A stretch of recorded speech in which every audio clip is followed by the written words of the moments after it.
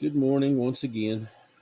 Carrying on in Job with chapters 19 through 21 this morning.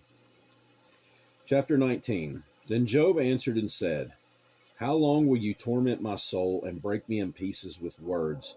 These 10 times you have reproached me. You are not ashamed that you have wronged me. And if indeed I have erred, my error remains with me.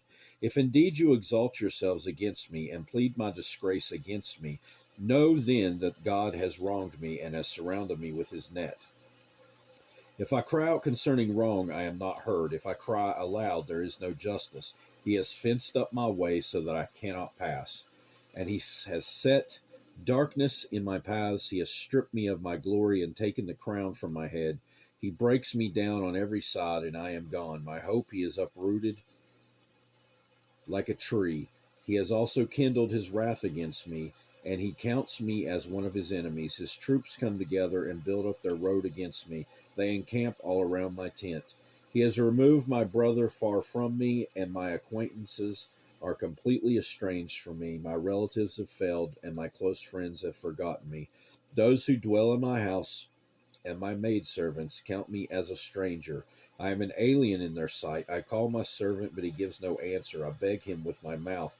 My breath is offensive to my wife, and I am repulsive to the children of my own body. Even young children despise me. I arise, and they speak against me. All my close friends abhor me, and those whom I love, have turned against me. My bone clings to my skin and to my flesh, and I have escaped by the skin of my teeth.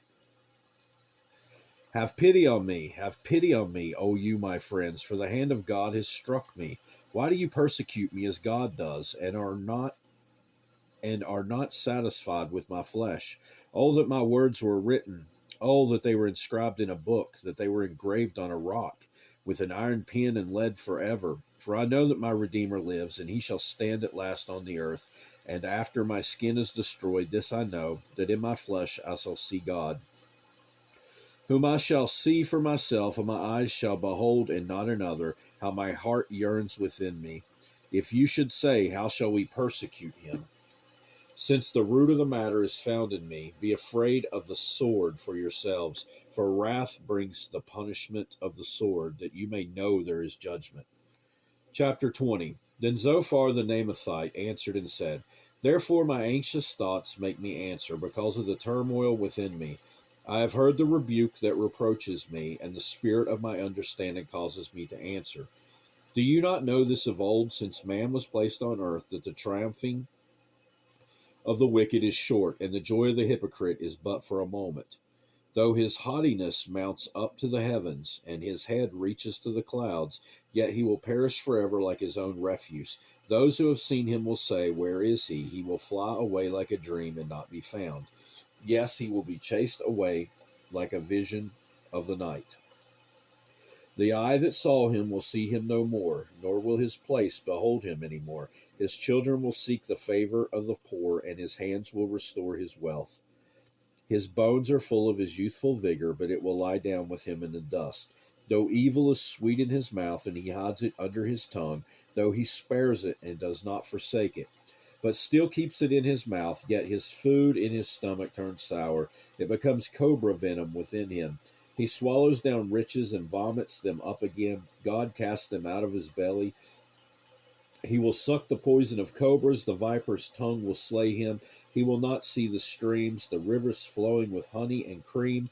He will restore that for which he labored, and will not swallow it down. From the proceeds of business he will get no enjoyment, for he has oppressed and forsaken the poor. He has violently seized a house which he did not build. Because he knows no quietness in his heart, he will not save anything he desires. Nothing is left for him to eat. Therefore, his well being will not last. In his self sufficiency, he will be in distress. Every hand of misery will come up against him. When he is about to fill his stomach, God will cast on him the fury of his wrath, and will rain it on him while he is eating. He will flee from the iron weapon. A bronze bow will pierce him through. It is drawn and comes out of the body. Yes, the glittering point comes out of his gall. Terrors come upon him. Total darkness is reserved for his treasures. An unfanned fire will consume him. It shall go ill with him who is left in his tent. The heavens will reveal his iniquity, and the earth will rise up against him. The increase of his house will depart, and his goods will flow away in the day of his wrath. This is the portion from God for a wicked man, the heritage appointed to him by God. Chapter 21. Then Job answered and said, Listen carefully to my speech, and let this be your consolation. Bear with me that I may speak, and after I have spoken, keep mocking.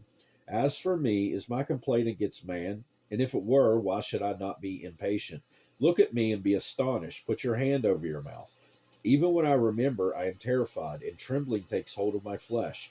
Why do the wicked live and become old, yes, become mighty in power? Their descendants are established with them in their sight, and their offspring before their eyes. Their houses are safe from fear.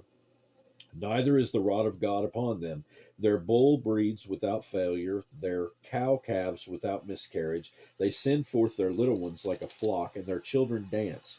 They sing to the tambourine and harp, and rejoice to the sound of the flute. They spend their days in wealth, and in a moment go down to the grave. Yet they say to God, Depart from us. For we do not desire the knowledge of your ways. Who is the Almighty that we should serve him? And what profit do we have if we pray to him? Indeed, their prosperity is not in their hand. The counsel of the wicked is far from me. How often is the lamp of the wicked put out? How often does their destruction come upon them? The sorrows God distributes in his anger. They are like straw before the wind, and like chaff that a storm carries away. They say, God lays up one's iniquity for his children. Let him recompense him, that he may know it. Let his eyes see his destruction, and let him drink of the wrath of the Almighty. For what does he care about his household after him, when the number of his mouths is cut in half? Can anyone teach God knowledge, since he judges those on high? One dies in his full strength, being wholly at ease and secure. His pails are full of milk, and the marrow of his bones is moist. Another man dies in the bitterness of his soul, never having eaten with pleasure. They lie down alike in the dust, and worms cover them. Look, I know your thoughts and the schemes with which you would wrong me. For you say, Where is the house of the prince, and where is the tent, the dwelling place of the wicked? Have you not asked those who travel the road, and do you not know their signs? For the wicked are reserved for the day of doom. They shall be brought out on the day of wrath. Who condemns his way to his face, and who repays him for what he has done? Yet he shall be brought to the grave, and a vigil kept over the tomb. The clods of the valley shall be sweet to him. Everyone shall follow him, as countless have gone before him. How then can you comfort me with empty words, since falsehood remains in your answers?